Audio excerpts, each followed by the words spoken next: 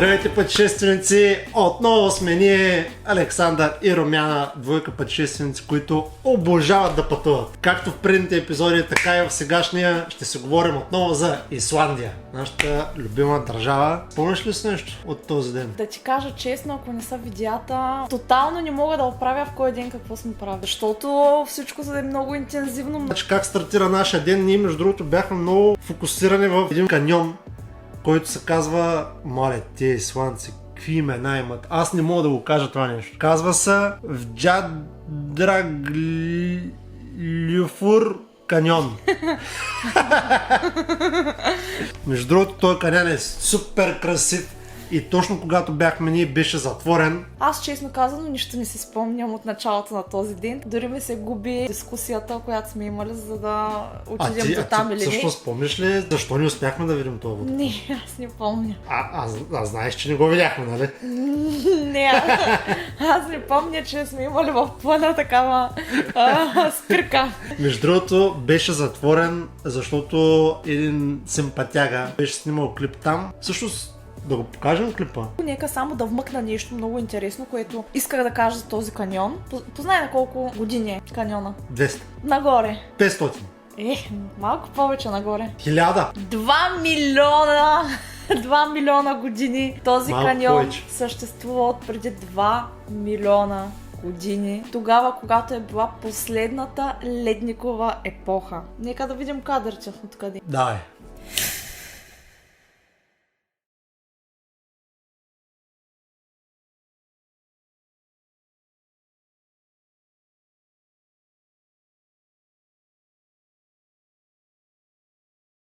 През май 2019 година затварят каньона поради факта, че клипа на Джастин Бибър предизвикал много шуматевица. Можеш да познаеш колко гледания имат в този клип в момента? 1 милион? Има 482 милиона. Между 2017 и 2018 броя на посетителите е скочил от 150 хиляди на 280 хиляди, което е почти двойно. Нали? Това е шокиращо, защото всички тези артисти, които си позволяват реално да правят клиповете, са с ясната представа, че ще има страшно много хора, които ще ходят на тези места. Замисли се, когато много вали, как хората не ходят по пътеката, защото е много кално, ами ходят по тревата, такива, нали, да не се карат много. И това се представи колко хиляди хора го правят. И реално цялата екосистема буквално се срива. И след това се запътихме към нашата първа забележителност за този ден, която беше, сега ще го прочета, Селиаладсфос. Ще го видите след малко, но две-три неща само да кажем. Височината на водопада е 60 метра, което, нали, е много по-малко от каньона. А всъщност, нека да ви покажем всъщност ние как се прекарахме там. Да видим. Нека видим. И добро утро, пътешественици! Нашата първа забележителност, сега ще я видите, супер студено пак, но ето за това се заслужава.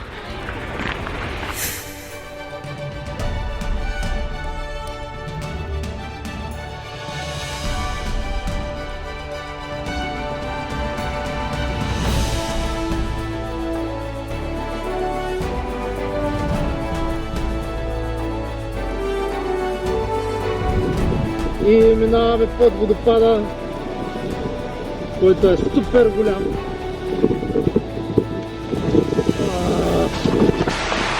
Много пръска, нищо не се вижда.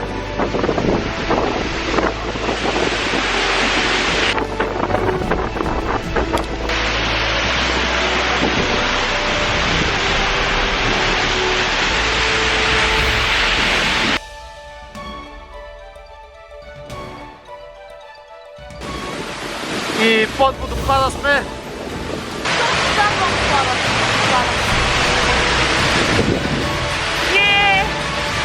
И да, беше се много голямо преживяване. Това помниш ли? Това не мога да го забравя, да. За мен беше уникално преживяване. Никога до този момент, ама никога не бях се доближавала толкова близо до водопад. Имах чувство, че ако протегна ръка буквално, ще хвана водопада. Имаше малка пещеричка. Беше толкова шумно, толкова много пръски от водопада имаше. Толкова близо беше водата. Беше уникално преживяване, наистина. Дори правиш Facebook Live? Да, и аз много рядко правя Facebook Live, но в този момент бях страшно впечатлена, исках да го споделя. Беше уникално, подскача от щастие, че... И аз, както видяхте от кадрата, бая се намокрих. Буквално на тези места водата пръскаше към нас и буквално нас заливаше. И хубаво, че бяхме с хубави дрехи, нали, не се намокрахме, но наистина и на мен много ме допадна. Беше много красиво и е страшно достижимо това място. От Ринг Роуда буквално карате надолу, има паркинг и от паркинг вървите 50 метра и виждате водопада. И е много добро място за снимки. Определено, да. Снимките стават страшно красиви там. Ако не сте ни последвали в Инстаграм, между другото, там ще качим снимките. Нали, това го оставяме само за видеа нашия YouTube канал. Бях чула, че преди време са искали да направят къщички близост до водопада, но предложението е било отхвърлено, тъй като е било счетено, че по този начин ще развалят гледката към водопада. А между другото, знаеш ли, че на този водопад Джастин Бибър се е снимал? Нека да го пуснем между другото. Нека да го видим всъщност, да.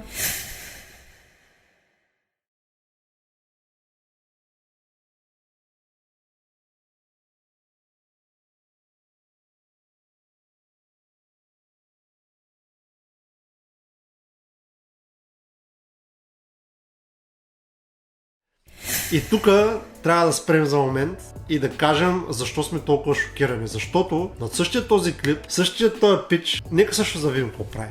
Нека също да видим какво прави.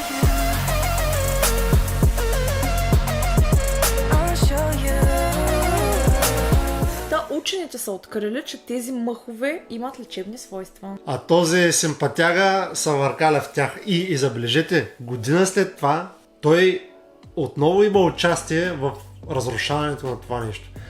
Нека да видим все пак как ние се изкарахме на това място. Продължихме пътя и само да отбележа, че видяхме ето тези камъни. Ако не сте ги виждали от клипа на Джастин Бибър, ще ги видите сега.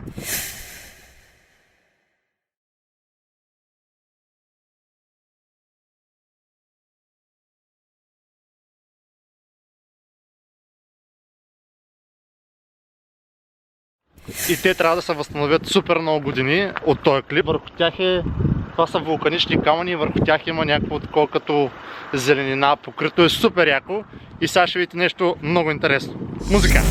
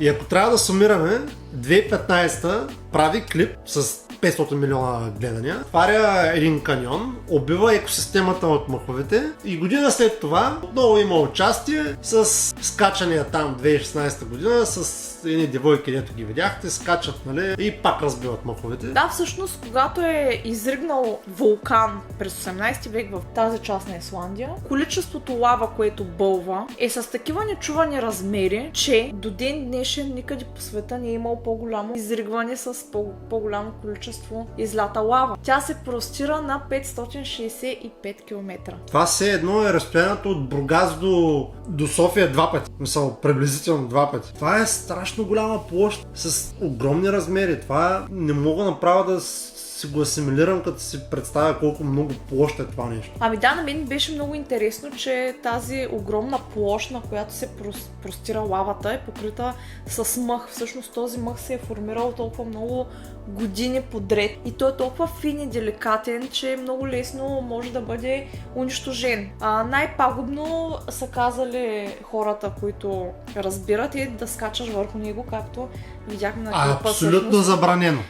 Абсолютно забранено. Всякъде има знаци не се стъпва на това място. И всъщност тази площ, на която се простира лавата, тя си има история. Тогава, когато това се случва, лавата унищожава много голяма част от животните в страната. Също така унищожава растителността. Хората не могат да обработват земя и е пагубно за тях. Те започват да гладуват, от глад започват да се разболяват и започват да измират. И лавата дори покрива и водната част и няма и риба. Да, 1/4 от населението умира. Можете ли се представите? Тогава решение намират в това да евакуират хората и ги евакуират в Дания. Било е много разрушително природно явление. Наистина, много разрушително и пагубно. И това е всъщност дискусия наистина. Тия артисти реално се правят каквото искат. Снимат където искат, изобщо не им пука за природа, за наследство. Би трябвало да има някакви регулации. Би трябвало да има хора, на които това да им прави впечатление, защото аз и ти, примерно, можем да стъпваме на мъха, обаче не го правим, затова че виждаме табелите и си спазваме правилата, както би трябвало да спазват всички. Но за тези хора има изключение. Съсипват един вид природата. Ще е интересно да разберем вашето мнение какво е. Аз съм лично доста против. Аз съм възмутена, че веднъж позволил си да направиш такова нещо, да си отнесъл след това толкова много критики и накрая пак да се върнеш да направиш същото нещо. Година по-късно. Да, това е безумие. Но да, реално този клип стана дълъг. Според мен, нека да го прекъснем. Втората част на деня, между другото, беше уникална, понеже ние изкачихме ледник, беше много красиво. Просто нямам търпение да ви разкажем и за него, обаче това видео ще стане прекалено дълго, така че ще го запазим за следващия епизод. Надяваме се да ни простите. Гледайте ни, ще бъде интересно. И ако това видео ви е харесало, лайк! Оставете коментар и ако все още не сте ни последвали, ето тук така може да дадете абонирай се, безплатно е, или subscribe на английски. До нови срещи! Адиос! Мучачос!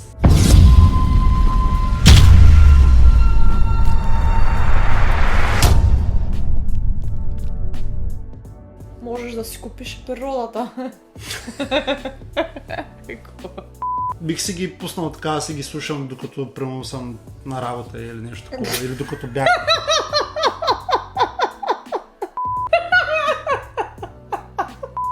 Той има хубави песни, наистина.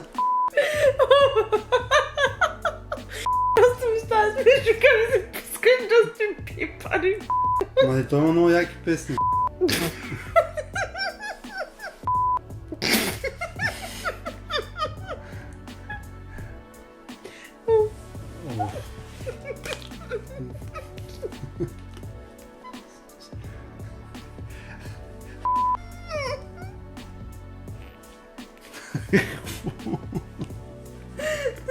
Смешно.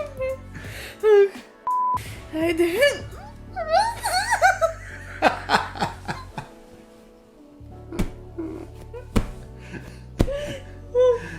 То наистина, бе, човек. Има хубави песни, наистина. Не мога.